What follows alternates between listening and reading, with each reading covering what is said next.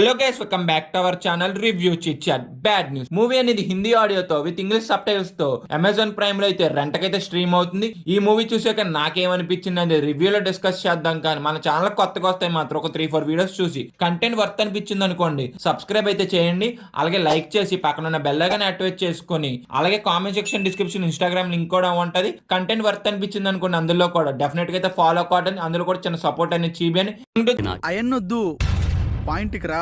Movie యొక్క basic story line ఏంటంటే, మన దీప్తి టీమ్ లో ఒక రోజు అయితే ప్రెగ్నెంట్ అయితే అవ్వద్ది. తన కడుపులో ఇద్దరు ట్విన్స్ అయితే పెరుగుతైతే ఉంటారు. ఒకళ్ళేమో విక్కీ కౌశల్ బేబీ, ఇంకొకళ్ళేమో వేరే హీరో బేబీ. వీళ్ళిద్దరి నుంచి ఒకళ్ళని అయితే సెలెక్ట్ అయితే చేసుకోవాలి. దీప్తి టీమ్ ని ఎవరిని సెలెక్ట్ చేసుకున్నది అనేది మూవీ యొక్క బేసిక్ స్టోరీ లైన్. ఏమిటంటే మీరు మాట్లాడేది? ఫైనల్ గా మూవీ చూసాక నాకేమనిపించింది అంటే మాత్రం మూవీ అనేది అసలు అయితే నాకు నచ్చలేదు. మూవీ చూసినంత సేపు కూడా నా పరిస్థితి నాకైతే ఇలాగ అనిపించింది.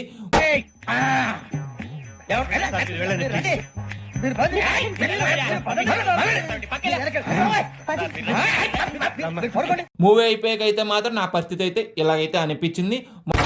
తలకాయ బద్దలైపోతుంది భయ్యా. గ్లాస్ మంచి పట్టరా. మొత్తానికి మూవీ చూసాకైతే నా ఫీలింగ్ అయితే ఇదైతే.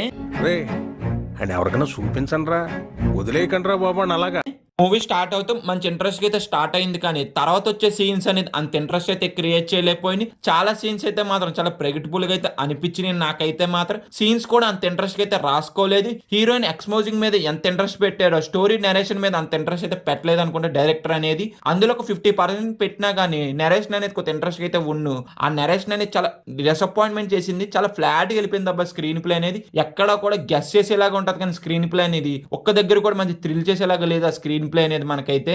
First half and second half లో కొన్ని సీన్స్ అన్ని చాలా లెందీ ఫీలింగ్ అనిపించింది అబ్బా. అంత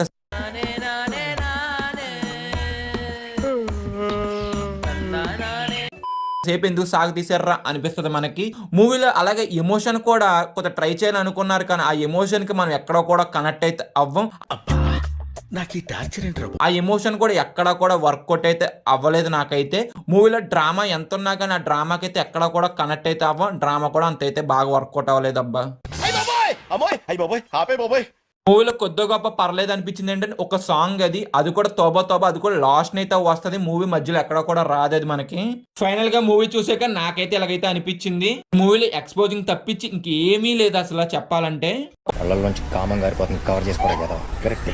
కళ్ళజోడు పెట్టుకుని కవర్ చేస్తాం. పర్ఫార్మెన్స్ అయితే అందరూ ఓకేష్ గా చేశారు. పర్ఫార్మెన్స్ అనేది మ్యూజిక్ అంటారు, ఒక సాంగ్ అయితే బాగున్నది, బీజిఎం అనేది కొన్ని సీన్స్ లో బాగున్నది. ఇంకా ఓవరాల్ గా మేము ఇచ్చే రేటింగ్ ఎంత అంటే మాత్రం 1/5. వీడియో ఇప్పటి వరకు చూసారు కాబట్టి నచ్చితే మాత్రం లైక్ చేసి, సబ్స్క్రైబ్ చేసి, పక్కన ఉన్న బెల్ ఐకాన్ యాక్టివేట్ చేసుకుని, అలాగే comment section, description, Instagram link కూడా ఉంటుంది. అది కూడా కంటెంట్ వర్త్ అనిపించింది అనుకోండి, ఫాలో అయితే కొట్టండి. Bye guys, seen the next video. జై హింద్.